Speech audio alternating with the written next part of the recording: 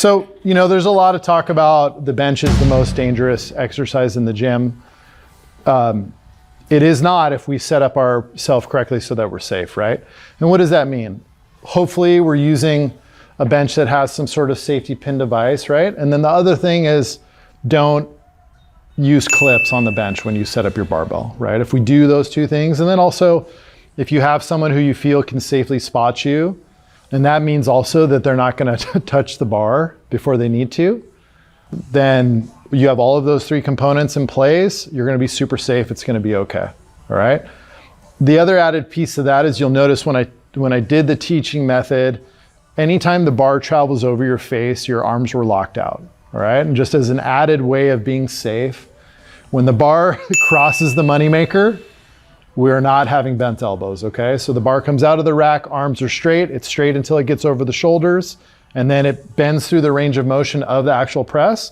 But when we unrack and re-rack, arms are always straight. So straight arms when it crosses the face, no clips in the bench press ever, using the safety pins, and then a good spotter when we need one, okay? So what is a good spotter gonna help with, right? They can help you with a lift off with that, which actually helps a lot, especially when you're doing a work weight that's pretty challenging for you. And then also, they're gonna be there to essentially grab the bar when you cannot do any more weight.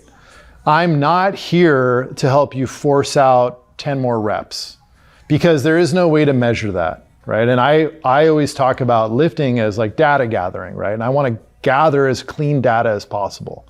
So if I'm, Bill, if you do too, and I perceive that you're struggling, and then I'm like, well, I'm gonna help Bill out a little bit, But how do we know how much you were pressing and how much I was pulling on the bar?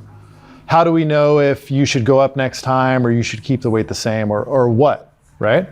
You might be a lifter who, and I've had many, I have a lifter in particular, most of the time his first rep looks like he's gonna fail. It's incredible. And then he'll bang out a whole set of 5. Every rep gets better. By the last rep, you're like, oh my gosh, this looks easy. But if I let my mind, do what it wants me to do, I would grab the bar, right?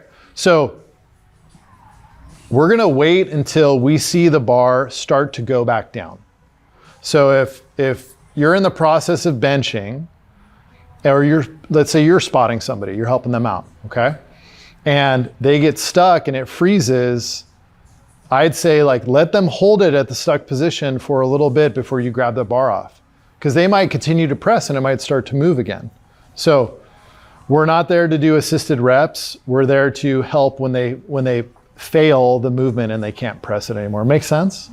And that part of that is, I don't want to steal that rep from you because you're there doing the work, right? That's your rep, I want you to earn it. And also I want to keep that data nice and clean so we can read through it and see oh, well, I don't know, because I thought I could have got it, but Jeff did, had his hands on there for 3 more reps. I don't know what I should do. It just makes it really clear and easy for us to read, okay?